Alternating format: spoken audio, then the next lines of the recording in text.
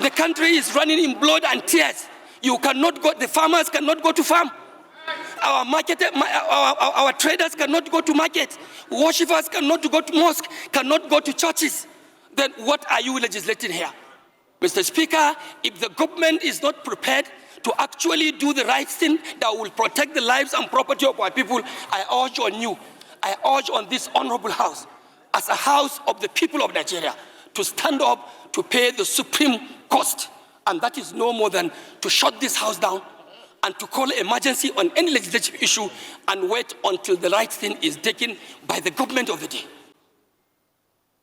The responsibility of security, Mr. Speaker, of course, by the constitutional provisions, it is a sole responsibility, more of a sole responsibility to the center. I agree with whoever may say, of course, governors in the sub-nationals are also accountable and they must be held responsible for the security of lives and properties of their people. Mr. Speaker, I want to say that in virtually all of our constituencies, given the opportunity, everyone here can rise to tell you the account of what is happening. Mr. Speaker, it is not religious. Mr. Speaker, it is not even political. This fight and this menace of insecurity in Nigeria is something that does not have any identification of one's party or one's religion or one's tribe whatsoever. It is a calculated attempt to demoralize Nigerian state.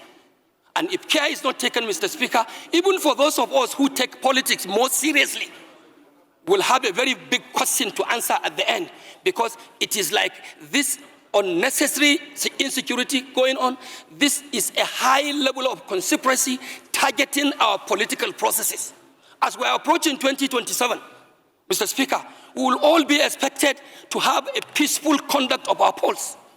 How do you have that if our communities, local communities, are plunged into crisis, into banditry, into kidnappings in the churches, in the mosque, even down in the oil-producing area, which is our economic live wire? Production of oil, crude oil, is being unfortunately undermined by militia groups.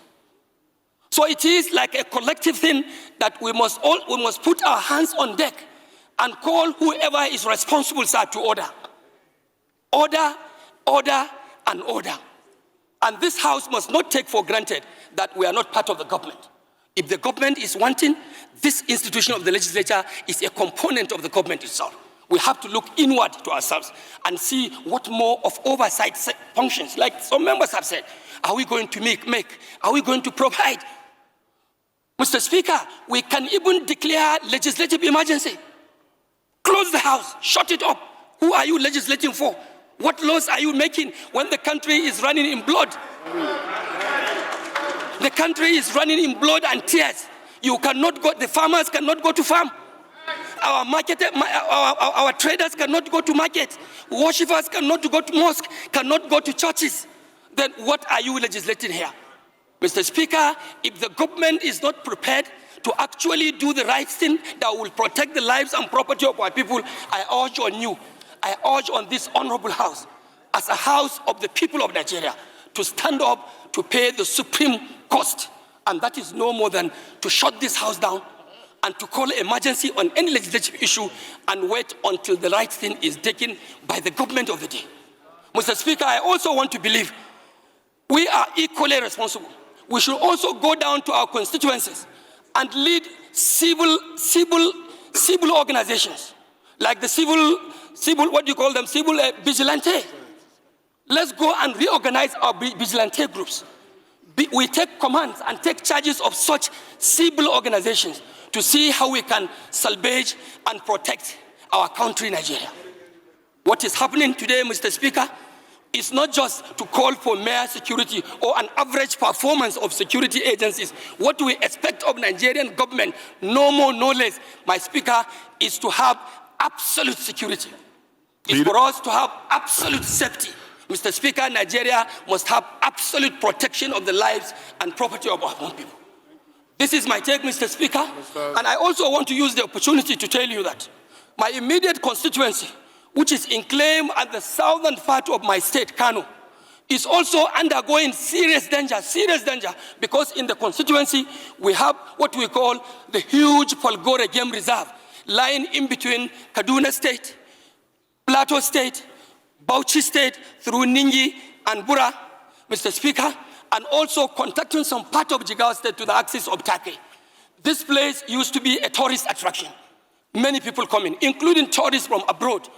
But because of the dilapidating security situation in my state, Mr. Speaker, today, abduction and kidnappings, not only in the forest, in our homes, has become a daily affair, a daily occurrence. Just like what the pharmacist may prescribe to you in the hospital to ask you to take Panadol once in the day, in the morning, one in the afternoon, and another one in the evening. That is how kidnapping is so prevalent in my federal constituency. This place that used to be an attraction for tourists, it has now become like an extension of the Sambisa forest in Borno State. So we have to definitely do something. Mr. Speaker, I may not have enough time to continue my submissions, but I want to thank you so much for giving our members this opportunity to speak. And I also want to urge members to continue in the spirit we have started. I have not seen anybody here speaking as a southern member of the House of Reps. I have not seen anyone here speaking as a northern member of the House of Reps. I am the leader of the Northern Caucus, not the regional caucus. I am also not speaking as a member representing the northern part of this country. The security challenges that we are facing is a colossal one, it's a collective one that has to do with the Nigerian nation. And we must step up to that expectation and deal with this matter once and for all. Mr. Speaker, I want to thank you, and I want to thank honorable members for listening to me. And I also want to further tell you that I have not lost my hope in the renewed hope agenda. I'm still a proud member of the APC. No, we can see it from your cap. While I commend the celebrated Honorable Doguwa, it is important to note that we are the hope of Nigerians, the parliament. We are the fulcrum of democracy. Doesn't matter how emotional we get, it doesn't matter how burdensome the problem is. We cannot argue that the parliament should be shut down because the problem is much. This is the solution hub of the nation. I want to say that we should be careful in projecting what might be misunderstood by the people outside this chamber. Mr. Speaker, no problem is too big for the parliament to handle. We will not shut the parliament. We will stay here together because we have best brains gathered from all over the country. We will find solutions to our problems. We have faced stronger problems before now, Mr. Speaker. Last dispensation, upper dispensation, we faced problems. We never shut the parliament. It will not be this time that the parliament will be shut. We are capable, we are able, we will find solution to our problem under your leadership. We will not close the door. Thank you, Mr. Speaker. Thank you, Your Excellency. Opinion, just like you made your own opinion. What I want the press to know, that whoever has spoken is speaking on his personal standing. It's not a resolution of the House because we are not putting to vote any aspect of these motions. So it should be regarded as contributions. At the end of these debates, we will now look at all the areas and put the question and then come up with resolution of the House. So anything that is being mentioned here is just a mere opinion of the Speaker, not the General House. So please let it be taken note of accordingly. Thank you very much. The next to speak